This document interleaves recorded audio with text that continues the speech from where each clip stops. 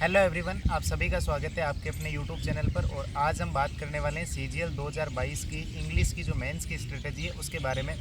तो मैं दो अलग अलग मेरे साथ में मेरे फ्रेंड हैं, उनसे मैं आपको इंट्रोड्यूस करवा देता हूं। पहले हैं गौरव सिंघल, जिनके इंग्लिश का जो स्कोर है 186 नंबर है। और दूसरे हैं सचिन सिंघल, जिनका इंग्लिश का स्कोर 188 है। तो हम इनसे वन बाय वन पूछेंगे कि इंग्लिश को किस तरीके से तैयार किया था। पहले मैं आपको स्ट्रेटजी का बात बता दूं कि ये दोनों जो भी है, हम तीनों भी है, वो हिंदी मीडियम से हैं, प्योर हिंदी मीडियम, जिसे हम बोलते हैं कि इंग्लिश मीडियम से कोई भी नहीं है। तो आप हिंदी मीडियम के जितने भी एस्पिरेंट SSC की तैयारी कर रहे हैं, वो सारी चीज़ आप अपने आप रिलेट कर सकेंगे कि किस तरीके से इंग्लिश को जो है वो स्टेप बाय स्टेप तैयार करना है।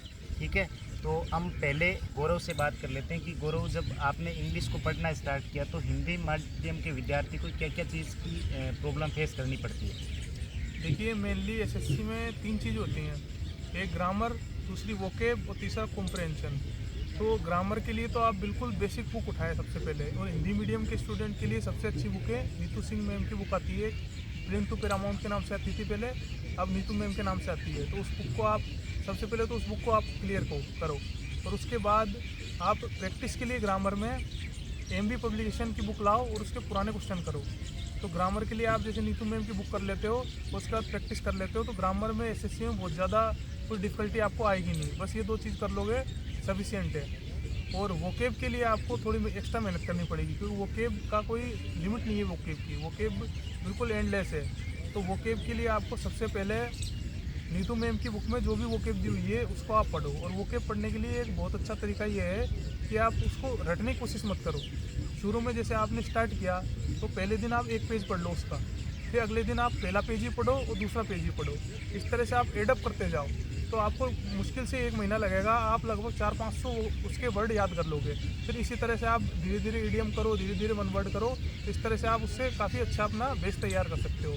और अगर वोकेब में आपको लगता है कि आप बहुत अच्छा, जैसे अभी 2022 वाला प्री हो चुका है, तो अगर आपकी तैयारी ठीक ठाक है और आपको लगता है कि मैं बहुत ज़्यादा वोकेब याद करना चाहता हूँ, तो SP बख्शी की बुक है, वो लास्ट है। उसको अगर आप कर लेते हो तो SSC की शायद ही किसी वोकेब में आप अटकोगे।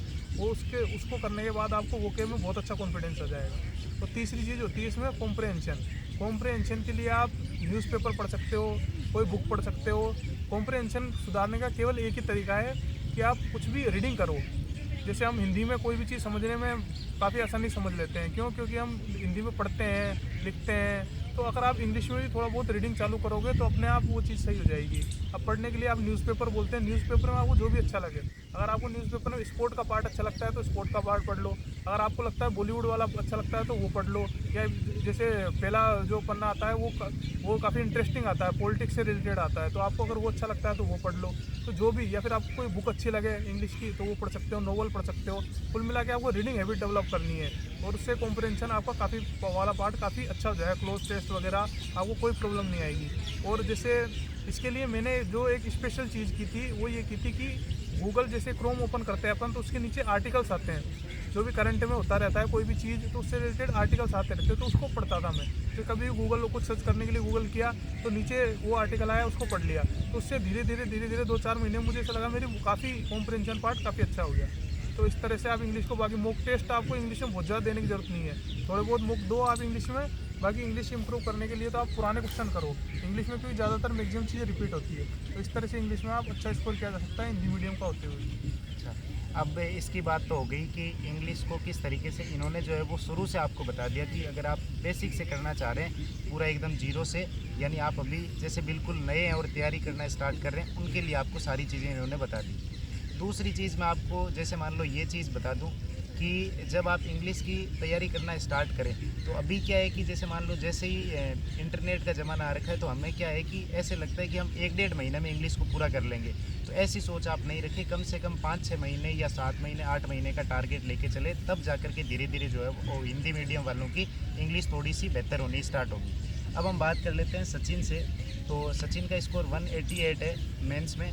तो आप मेंस के 2022 के बच्चों के लिए क्या बताना चाहोगे कि किस तरीके से तैयारी करें कि उनका स्कोर बेस्ट हो? गौरव ने जैसे बताया है, इंग्लिश के अंदर वो मॉक्स का जो पोर्शन है ना, उसमें क्या प्रॉब्लम आती है कि जब आप मॉक्स लगाओगे ना तो क्वेश्चंस ऐसे लगते हैं कि मैं सब सही कर रहा हूँ। इंग्लिश में सबसे बड़ी प्रॉब्लम यह है, करते वक्त ऐसे लगता है कि सारे के सारे क्वेश्चन सही है। पर जब एक्चुअल में जब स्कोर आता है तब पता चलता है कि जो क्वेश्चंस आते थे वो भी गलत हो चुके हैं। तो वो कंसिस्टेंसी तभी डेवलप होगी जब मॉक्स लगाओगे। पर अब जो है ना वो इंग्लिश में पैटर्न चेंज हो गया काफ़ी। जैसे कॉम्प्रीहेंशन वाला पोर्शन आया, तो पहले मैं यही मानता था कि इंग्लिश में जो भी कॉम्प्रीहेंशन आ रहे थे वो कोई भी बैंकिंग रिलेटेड या फाइनेंस रिलेटेड उस टाइप के टॉपिक्स पे कॉम्प्रीहेंशन आते ही नहीं थे। अब वो उन कॉम्प्रीहेंशंस में क्या था कि कई बताते हैं कि न्यूज़पेपर पढ़ना चाहिए, पर वो न्यूज़पेपर फ़ायदा तो देता है, पर अगर टाइम का मैक्सिमम यूटिलाइजेशन करना है तो जब आप पैराग्राफ कोई प्रीवियस ईयर वाला पढ़ते हो ना, तो उसके नीचे उसी से रिलेटेड क्वेश्चन लिखे हुए होते हैं। जब आप उन क्वेश्चंस को सोल्व करोगे तो आपको पता चल जाएगा कि मैंने जो उस पैराग्राफ का मतलब समझा वो वही है क्या। कई बार कुछ हिडन मीनिंग होते हैं पैराग्राफ में, ऑथर कुछ कहना चाह रहा होता है पर वो हम समझ नहीं पा रहे होते हैं। वो जो कहना चाह रहा है हमें उसी वे में उस चीज़ को समझना है, उसके लिए क्वेश्चंस बहुत ज़रूरी है। तुम पढ़ते रह जाओगे, एक फ्लुएंसी तो डेवलप हो जाएगी पैसेज पढ़ने से, पर वो चीज़ कभी नहीं डेवलप होगी कि क्वेश्चन सही हो रहे हैं। उन क्वेश्चंस के लिए पैसेज ही लगाने पड़ेंगे। पर ये जो फाइनेंस वाले पोर्शन वगैरह आ रहे हैं, इसके लिए आप कोई भी आर्टिकल देख सकते हो, पर इतना ज़्यादा सिर्फ न्यूज़पेपर पे डिपेंड मत रहना कि न्यूज़पेपर से ही सब कुछ होगा, क्योंकि कई लोग करंट अफेयर को इसके साथ जोड़ने लग जाते हैं। करंट अफेयर काम आएगी, पर करंट के जिस तरीके के क्वेश्चंस एग्जाम में पूछे जाते हैं उतना ही करंट पे फोकस करना है। इन पैसेजेस के चक्कर में उनको करंट अफेयर के साथ में लिंक करके अपना सिलेबस मत बढ़ा लेना, क्योंकि कई बार हम चीज़ को मुश्किल समझ रहे होते हैं पर उतनी मुश्किल होती नहीं है। उसको बिना मतलब के लेंथी बनाने का कोई मतलब नहीं है। अच्छा, अब बात कर लेते हैं बाकी आपको जो शुरू से जब स्ट्रेटेजी आपको इंग्लिश की चाहिए उसके लिए मैं अलग से वीडियो डाल देंगे, लेकिन अभी हम 2022 के मेंस पर फोकस कर रहे हैं कि मेंस में किस तरीके से स्कोर करें। अभी मेंस में जैसे 45 क्वेश्चन आ रहे हैं, तो उस 45 क्वेश्चन के लिए जिसने प्री पास कर लिया उसकी बेसिक इंग्लिश तो होगी थोड़ी बहुत, तभी उसका प्री पास होगा।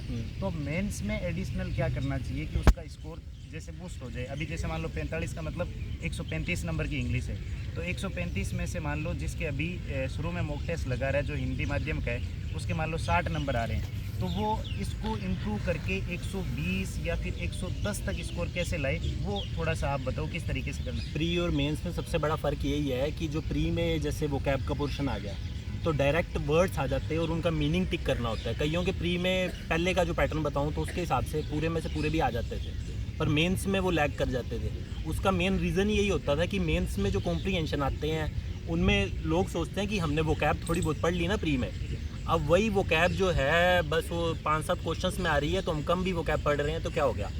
पर असल में होता है क्या, कॉम्प्रीहेंशन भी उसी वोकैब पे बेस्ड होता है। कई बार पूरी लाइन के अंदर जब पैसेज पढ़ते हो फास्ट पढ़ते हो, पूरी लाइन में कोई वर्ड ऐसा आ जाएगा बीच में जिसको आप फ्लुएंसी में पढ़ जाओगे और उसका मीनिंग सही से आपके दिमाग में क्लियर नहीं होगा और आप उस लाइन का मतलब गलत निकाल जाओगे। यहीं पे ये प्रॉब्लम्स आती है, क्योंकि जब आप वर्ड्स को अच्छे तरह से पकड़ होगी, आपको वर्ड्स में अंतर पता होगा। जैसे मैं कहूँ तो जब एसएससी की तैयारी में मैं नहीं लगा हुआ था, मुझे परचेज़ और बार्गेन के अंदर भी फ़र्क नहीं पता चल रहा था, क्योंकि हिंदी मीडियम वाले को कई बार इजी वर्ड्स के अंदर भी कुछ नहीं पता होता। तो ये वर्ड्स के अंदर जब आप डिफ्रेंशिएशन कर पाओगे ना खुद, उसके बाद में वो पैसेज में क्लोज टेस्ट में तो एकदम आसपास के वर्ड मीनिंग आ जाते हैं। तो प्री और मेंस में सबसे बड़ा फ़र्क ही यही है कि कॉम्प्रीहेंशन और क्लोज टेस्ट जैसे टॉपिक्स आ जाते हैं। और अब तो जो एसएससी ने पैटर्न चेंज किया है उसके हिसाब से ये करंट से रिलेटेड मुद्दे या फाइनेंस वाले आर्टिकल्स ये सब भी आएंगे। तो आपको ये देखना है कि प्री में किन चीज़ों पे मेरी पकड़ पहले से थी, जिन चीज़ों पे पकड़ थी उन पे ज़्यादा अब फोकस करने का मतलब नहीं है। वो सीधा मॉक में भी आप करोगे तो आपकी प्रैक्टिस बनती जाएगी। पर ये जो टॉपिक्स हैं क्लोज टेस्ट या कॉम्प्रीहेंशन या और कुछ जो सिलेबस में एडिशनल चीज़ें हैं, उन चीज़ों को सही से पकड़ो, ताकि मेंस में कहीं ऐसा ना हो कि आप बाद में कहो कि जी तैयारी तो पूरी थी पर किस्मत ने साथ नहीं दिया। किस्मत की गलती नहीं होती है, किस्मत कुछ % ही काम करेगी। अब एक चीज़ और, जैसे मॉक टेस्ट का आपका क्या राय है, मतलब मॉक टेस्ट प्री के बाद में मेंस में कितने लगाने चाहिए और मॉक टेस्ट से क्या चीज़ इम्प्रूव होगी, वो थोड़ा सा इस पर बता दो। मॉक्स अब क्या है कि जैसे पहले हमारे टाइम में तो हम प्रीवियस ईयर मॉक्स ही लगा रहे थे, पर अब CGL 22 का जो पैटर्न है उसके प्रीवियस ईयर तो है नहीं। अब वो प्रीवियस ईयर नहीं है तो आप जो भी नया मॉक लगाओगे उसमें जो वोकैब आएगी ना, अलग अलग प्लेटफॉर्म्स में क्या प्रॉब्लम होती है कि वो वोकैब के नए वर्ड पूछ लेते हैं जो एग्ज़ाम कभी पूछ ही नहीं रहा होता।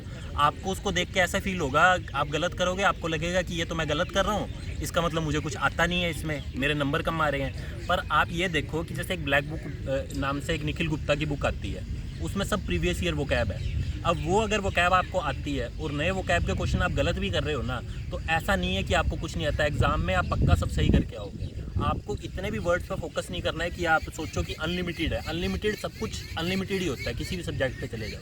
पर ऐसा कुछ भी नहीं है कि अचीव ना किया जा सके, तो हमें अपना पूल छोटा ही बना के रखना है। तो आप अगर सही तरीके से लिमिटेड वर्ड्स पे फोकस करोगे, मॉक्स में यही देखना होगा आपको कि ये जो कॉम्प्रीहेंशन पोर्शन आया उनमें किस तरीके के गलत मॉक्स भी लगा लिए तो वो आपका कॉन्फिडेंस लो ही करेंगे। तो पहले आप मेरी राय में तो 1-2 मॉक्स उस जो प्रीवियस ईयर पैटर्न के थे उनके अंदर आपका किस हिसाब से स्कोर आ रहा है। अगर उसमें 150 स्कोर तक भी आप कर पा रहे हो तो इसका मतलब आप ठीक ठाक तैयारी में हो। उसके बाद में आप डायरेक्ट नए मॉक्स पे फोकस कर सकते हो और आपको ये भी पता चल जाएगा कि कौन से मॉक लगाने लायक हैं। गलत मॉक्स में टाइम वेस्ट कर दोगे तो एग्ज़ाम में जाके रिग्रेट ही होगा। अब 1-2 चीज़ मैं ऐड कर देता हूँ। पहली चीज़ तो ये है कि मॉक टेस्ट आपको लगाने हैं प्रीवियस ईयर के। अगर आपके मॉक टेस्ट में प्रीवियस ईयर के, जैसे आपने मेंस का मॉक टेस्ट दिया और 200 में से आपके 180 प्लस नंबर आ रहे हैं, तब आपको नए मॉक ट्राई करने, नहीं तो नए मॉक ट्राई नहीं करने। अगर आपके मॉक टेस्ट में स्कोर ही 130, 135 आ रहा है तो आपको सिर्फ और सिर्फ प्रीवियस ईयर के मॉक लगाने। इस बात से सहमत हो? इसमें एक चीज़ और ऐड करना चाहूँगा मैं। अगर जैसे पैटर्न चेंज हो चुका है तो अब 45 क्वेश्चन आएंगे आपके इंग्लिश में आएंगे। तो इसके लिए अगर आपको स्टैंडर्ड मॉक चाहिए और पुराने में चाहिए तो आप एसएससी सीपीओ के जो प्री के क्वेश्चन होते हैं उसमें लगभग 50 क्वेश्चन आते हैं इंग्लिश के। तो आप उससे आइडिया लगा सकते हो कि किसका कितना वेटेज रहेगा, वन वर्ड कितने रहेंगे, ईडीएम कितने रहेंगे। तो आप उसको प्रीवियस ईयर को एक मॉक के रूप में लगा सकते हो। आप जो स्टार्टिंग नए बच्चे हैं वो, तो नया मॉक देने की बजाय अगर आप सीपीओ के प्री के क्वेश्चन करोगे 50, तो उसको टाइम लेके आप करो और उससे सीखने की कोशिश करो। अगर वो आप क्लियर कर पाते हो उसके बाद आप नए मॉक लगाओ, ज़्यादा बेटर इंग्लिश में मेरे अकॉर्डिंग। देखो, अब मैं तीनों की बात को जो है वो कंक्लूड कर देता हूँ। जो लास्ट में जो निष्कर्ष निकल के आ रहा है सबसे, जैसे मान लो जिसकी इंग्लिश ठीक ठाक है ना, वो तो नए मॉक ट्राई करने हैं उसको। बाकी जिसकी इंग्लिश एकदम जैसे मान लो कि कमज़ोर है और जो हिंदी माध्यम का छात्र है उसको सिर्फ और सिर्फ आपके प्रीवियस ईयर के ही मॉक टेस्ट देने हैं, ठीक है। जिसका 130 स्कोर आ रहा है जैसे मेंस के मॉक टेस्ट में, उसको सिर्फ और सिर्फ प्रीवियस ईयर के मॉक टेस्ट देने हैं और कोशिश करनी है कि प्रीवियस ईयर के मॉक टेस्ट में आप 200 में से 170, 180, 185 तक स्कोर करें। अगर उतना स्कोर आप कर लोगे तो आपका 100% जो है वो मेंस इंग्लिश में आपका स्कोर आ जाएगा, ठीक है। बाकी हम पूरा एक अलग से वीडियो में जो जैसा वोकेब का इन्होंने बताया, तो वोकेब के लिए वही 3-4 लिमिटेड किताबें हैं, जैसे ब्लैक बुक हो गई, नीतू सिंह की बुक हो गई और एसपी बख्शी हो गई। यही 3 बुक सारे पढ़ते हैं, यही आप पढ़ोगे। एक इनमें से कम एक बुक की बहुत असर हो, ब्लैक बुक के अंदर ही सब कुछ सारे प्रीवियस ईयर सारे हो गए। एक ले लो कोई सी भी, ये तीनों एक ही वही बात होगी। जैसे मैथ में आप पढ़ते हैं ना कि किरण की ले ले, राकेश यादव की ले ले, क्वेश्चन एक ही है सारे भाई, उनके सॉल्यूशन बताने के तरीके अलग अलग है। अब इंग्लिश में तो आपको क्या करना है, सारी वोकेब याद ही करनी है। अब चाहे नीतू सिंह वाली से कर लो, चाहे आप निखिल कुत्ता वाली से कर लो, चाहे आप एसपी बख्शी से कर लो, तीनों प्रीवियस ईयर बेस्ड ही है। तो आज के वीडियो में हम इंग्लिश की स्ट्रेटजी के बारे में पूरी बात कर ली। मेंस वाले क्या करने, अभी आपको टेस्ट लगाने और जितने भी प्रीवियस ईयर के क्वेश्चन आ रखे हैं उन पर ही फोकस करना आपको। और ऐसा नहीं है कि नया एकदम कुछ अलग ही पूछ लिया जाएगा, अलग कुछ भी नहीं पूछा जाएगा।